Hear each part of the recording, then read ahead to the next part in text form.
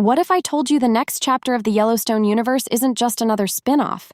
It might be the most grounded, authentic, and emotionally rewarding story we've seen so far. That's right, 4/6 is coming, and it's not playing by the usual rules. Forget everything you thought you knew because this one changes the game. So why does 4/6 matter so much? On the surface, it might seem like just another branch of the Yellowstone franchise.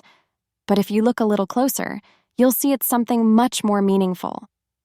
This show isn't just extending the Dutton family saga, it's expanding the entire universe Taylor Sheridan built, and doing it through a lens that feels more real, more grounded. The 6666 Ranch is not a fictional creation. It's a real working ranch in Texas with a deep and wild history. That authenticity adds a whole new layer to the story. It's not about melodrama or over-the-top action. It's about grit, sweat, survival, and the kind of modern cowboy life that we don't usually get to see on screen. 4/6 brings a kind of realism the Yellowstone franchise has been missing. It steps outside the borders of Montana and opens up a much bigger picture of the American West. And honestly, it's about time. Now, for those of us who've been waiting, there's finally some good news. Paramount has confirmed 4/6 is officially coming in 2025. That said, here we are halfway through the year and still, nothing. No trailer, no teaser, not even a release date. And yeah, that silence is frustrating. But if you followed Yellowstone long enough, you already know this is kind of their thing. Surprise drops, last-minute announcements, random trailer releases. It's almost like they don't even need to promote these shows anymore because the fan base is already locked in. So, don't be surprised if a trailer suddenly shows up out of nowhere and the show drops weeks later. Let's take it back for a second. The first time we saw the 4/6 Ranch was in Yellowstone Season 4. Back then, it felt like a side mission, a brief detour. But by the time we hit Season 5, those scenes in Texas were clearly building toward something bigger. They weren't just filler. They were planting the seeds for a whole new series.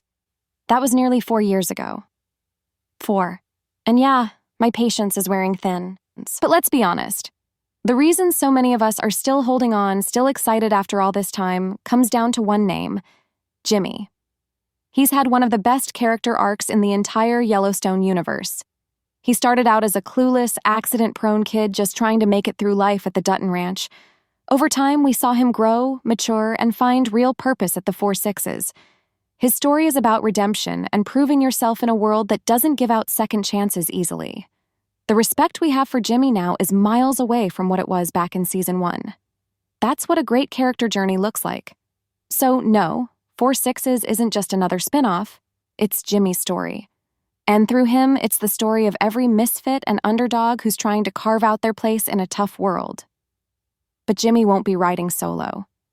Teter is joining him. After losing Colby in the Yellowstone finale, yeah, still not over that one, Teter was heartbroken. But in true Teter fashion, she didn't fold. She stormed up to Travis, demanded a spot at the 4/6, and he told her to check with Jimmy. One nod from him, and it was official. Teter was in. And honestly, that was a genius move. Teter has become one of the most loved side characters in the whole series. Her rough edges, quirky charm, and emotional strength make her unforgettable.